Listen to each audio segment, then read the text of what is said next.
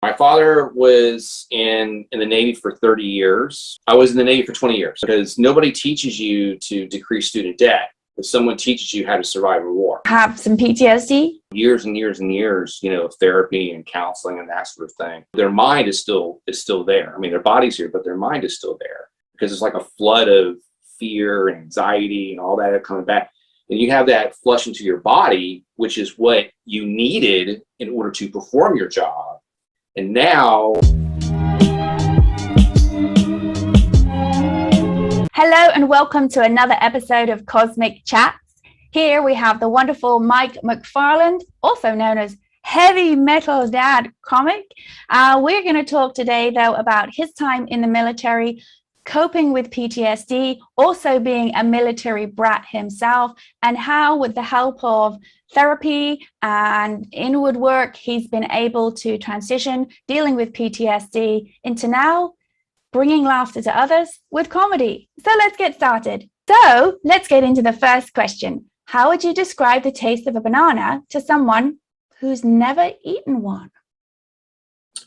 It has a grainy texture to it, but slightly sweet. So it's a big surprise. It's a surprise. Yeah, it's a big surprise. Do you remember having your first banana? Well, yeah, I guess so. Yeah, I remember having my first one. But the first one that I had actually wasn't completely ripe. So it was a surprise. It was slightly kind of sweet, but a little bit of bitterness to it as well. And did that put you off bananas altogether? No. Actually, it didn't, because someone had told me, they said, when they ripen, they actually get sweeter. So then it made me look forward to something. There we go. Looking forward. So when did you have your first existential life crisis as a child? Let's see here. I would have to say that was probably when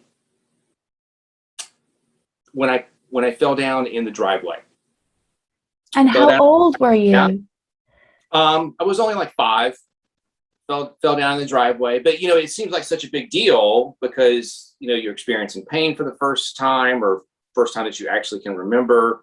You may see some blood, which I kind of did, but it wasn't traumatic. But when you're first time, it seems traumatic. So is this your first memory?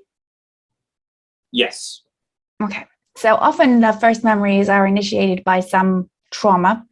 And so you remember falling down, and then how did your perception change? I ran to my mother, who happened to be there, and then she consoled me. And so then I connected, pain with being consoled with my mother. So anytime that I ever needed any help or anything, she was the first person that I went to. Would you say this continued through the rest of your life? I would say up until the age of 12, and then it changed. So then there was another perception shift.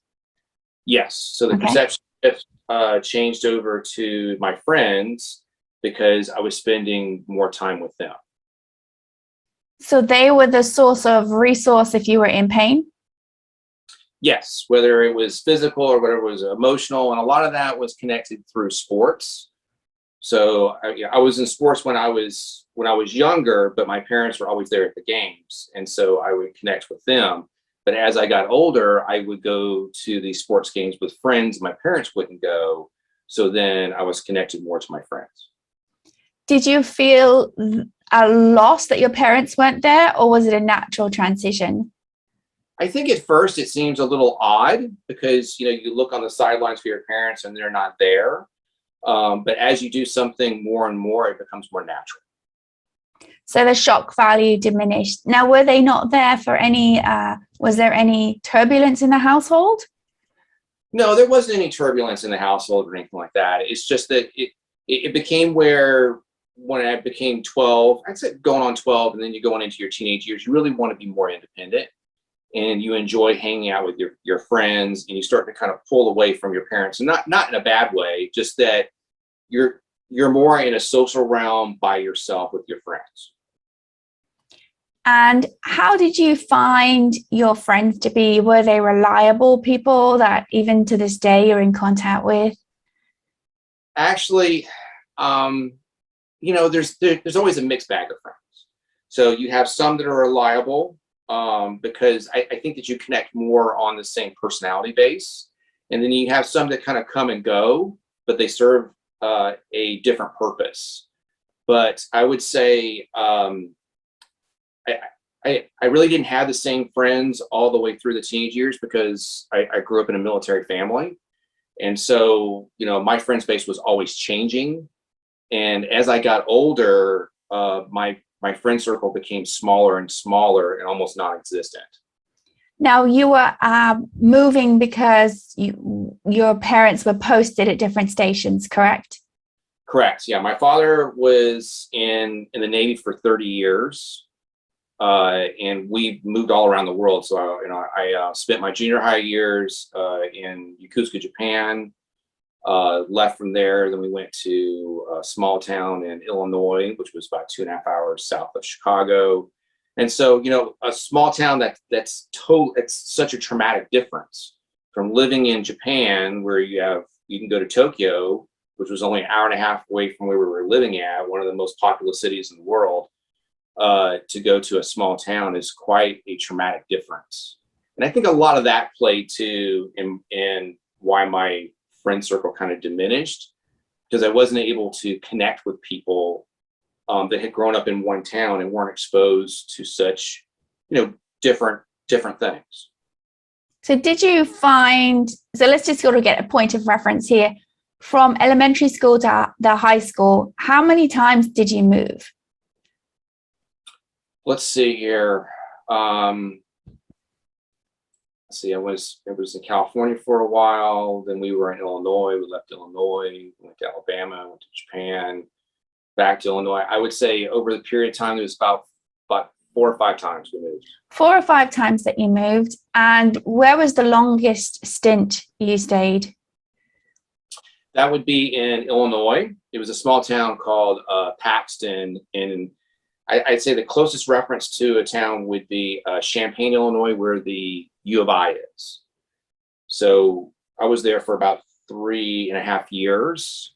And I wasn't able to have a senior year like all kids do. I actually spent my summer finishing up my last few credits to graduate early because my father was transferring. And the issue is that he was transferring back to Japan. And it was a DoD school for dependents, and some of the credits may not transfer. So there was the risk of me possibly staying in high school for an extra year, and I just didn't want to do that. Mm-hmm. So I finished high school in 3 years. So the longest stint was in the high school years, correct? In Chicago? Correct. Right. Yes. And you moved to Japan after that or before?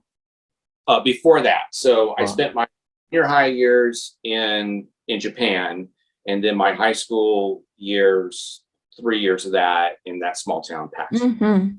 So obviously, as you grew up, there wasn't the same blessing and curse, right, of social media and staying in touch with people very easily when you moved away. Did you find that you had personality traits that made you become more reliant on people's approval or less? I would have to say that at first, I think all kids they rely on other people's approval because they need that guideline to see whether or not they're doing something right.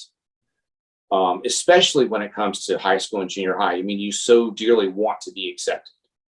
But after being exposed to so many different cultures, and when I got to my high school years, I really became more isolated because I just didn't connect with other kids, because not trying to say that I was better than them. It's just that my likes and dislikes were different because I didn't grow up in that same area. I was exposed to so many different things. So I think I just kind of did my own thing when it came to high school.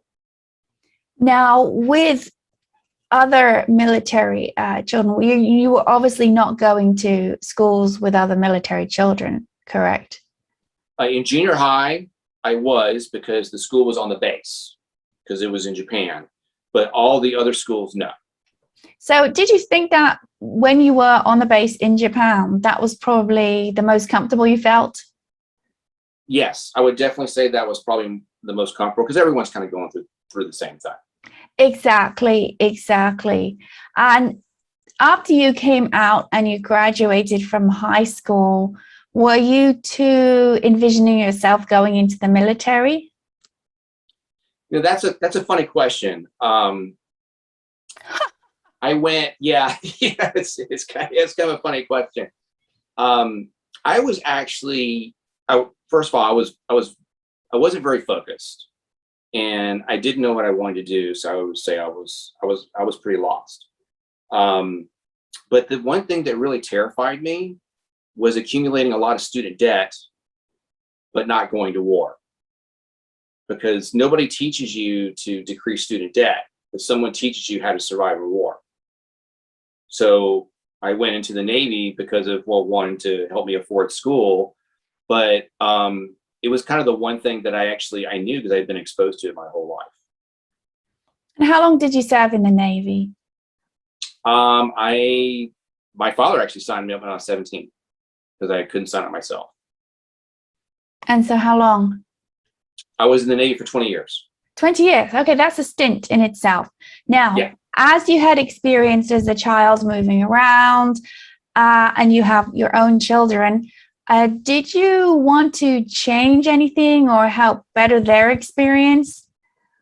Yes, I did. So I really wanted them to have some roots in society and not move around. So that was really important to me, because I knew how difficult it was to go to a new place, and you almost have to like prove yourself every single time you go somewhere. So that becomes exhausting in itself. And I wanted them to have some long-lasting friends. So those things were really important to me. And I think we did that because we spent a lot of our time in San Diego. And were you stationed at the base at Pendleton? Not at Pendleton. I was stationed at a lot of bases in San Diego. So I was at 32nd Street, which is where all the ships are. I was at North Island Air Base. I was there for quite a while. I was on the amphibious base for a while as well, a couple of training commands. Most of it was in San Diego. And before the kids came along, I was stationed actually in Japan for about 3 years. Now, did you find that going out and serving, you have some PTSD? Coming back from Iraq, yeah, because I did 4 tours in Iraq. I was there for the initial invasion, and I was basically in and out of Iraq for 8 years, so 4 tours total. I think the most difficult about it is for one, it's culture shock. Going from one location, that's completely opposite than our own culture, and then trying to reintegrate back into it. That is extremely difficult. And then, of course, just the socialization that you have with people when you're in Iraq versus coming back to the United States. That in itself, I think, is a shock. And when you came back and your family and seemingly going back to family life, did you find that there was a less global purpose? Was it hard to shift when you had those breaks of being in American, pretty much privileged life, even if people think they're not privileged, in comparison to what you'd seen in Iraq? Yes, it's very difficult, especially when you're in the military, because you come back, you're back for such a short period of time. You really don't have time to transition. So you're back, and then you're basically gone again. So that transition, it really never happens until you're finally completely out of the Navy or the military completely. I would say that the transition, getting out of the military, on top of being in a war-torn country for so many years was extremely difficult. I mean, it was very, very hard. But And if you don't mind sharing anything, because people will not know what was difficult. So what was so difficult about it is that in Iraq, everyone is carrying around a weapon. I mean, everyone. So it's almost like it's a normal household item almost. And then, of course, most of the roads are, some are paved, but a lot of them are dirt. And you're talking about a country as well that really doesn't completely have a septic system set up. So people think that the people may be dangerous, but really the most dangerous part of Iraq was the environment. Because when I was there, I contracted staph while I was there very easily, only because I happened to have a cut and crawling through things that are not really pleasant. I ended up getting infected with that. And just think of something so simple as the environment on top of, everything else as well, having to wear, body armor all the time and always wondering if something's going to happen and, relying on your friends. And then you come back to the United States and everything is 360 degrees different. We don't worry about we don't worry about the environment in the United States because, everything is within its place and everything is very sanitary. But it's just not like that in other countries. And so that in itself, trying to get used to it is extremely difficult. And then you always feel like you're on alert as well. You're always waiting for something to go wrong. And that's still kind of with me a little bit too, but you tend to know how to deal with it. And I had to go through, years and years and years, of therapy and counseling and that sort of thing, to be able to talk these things out, because it's not an easy thing to do. I mean, it really isn't. And that's why you see a lot of veterans who don't transition over because, their mind is still there. I mean, their body's here, but their mind is still there. And a lot of them are afraid to talk about it because it brings up all those feelings of being there, and they don't know how to process that because it's like a flood of fear and anxiety and all that coming back. And you have that flush into your body, which is what you needed in order to perform your job. And now you've got anxiety and fear in you, but you don't have a job to apply it to. And so that in itself is very confusing. Were you told about any of this before you ship out, or the families talked about this? They give information before you come back, because there has to be a point in time for information to give to you. If they give it to you before you leave, there's you're not going to remember it. So when you come back, that's when they actually go through it. But the thing I was talking about is that there's really not enough time to apply it because you're just not back long enough. So the fact that you grew up in a military family and your dad would ship out, did you feel you had a little bit more of a hold on it, or did you find that it didn't make any difference? You found yourself still dealing with the fight or flight response occurring in a place where there was no need for it to occur? Yeah, it's each individual has to experience it on their own. I mean, you can't really experience it through someone else. You just can't. So even though that my father was in the Navy, that didn't prepare at all. And did you notice any of your behavior with your children when you would come back mimicked any of that of your father that you didn't like and you caught yourself? Yeah, I think at first it is because you're used to reacting to things quickly, and trying to peel yourself away from the job and place yourself back into family life, which is very challenging to do. So luckily my wife would, she would always pull me aside and say, like, okay, you can't do this, or don't yell, or don't raise your voice, and then what I started doing is having a conversation with her first before doing anything else. So she kind of took the lead on raising the kids. And when you finished your service, were the children still in the home, or had they graduated and gone away? No, they were still in the home. They were in the middle of high school. All right. And how was that transition back? I transitioned by going back to college, is what I did. I had the 9/11 GI Bill, so I spent the next 3 years in college, which I had a great time. But that, I think, was the smartest choice that I made, because I wasn't bogged down by the responsibilities of a job. I just went to school, and then it gave me that 3 years to transition. So PTSD from being a veteran is such common conversation nowadays. Part of the meditation practice that I teach has studies of PTSD being reduced dramatically, working out the stress, shifting the nervous system from the fight or flight to the relaxation state, right? And the veterans are able to learn as part of our outreach program. And we have our first one coming up in Los Angeles next month. What have you found that you do nowadays to help ground you?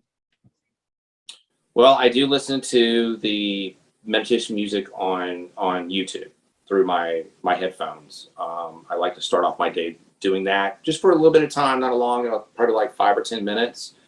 A little bit of breathing in to kind of relax myself. And I think that kind of refocuses myself, because I start thinking about everything that I have to do for my day. So if I start off that way, then it's like, okay, I can take on the day, no problem.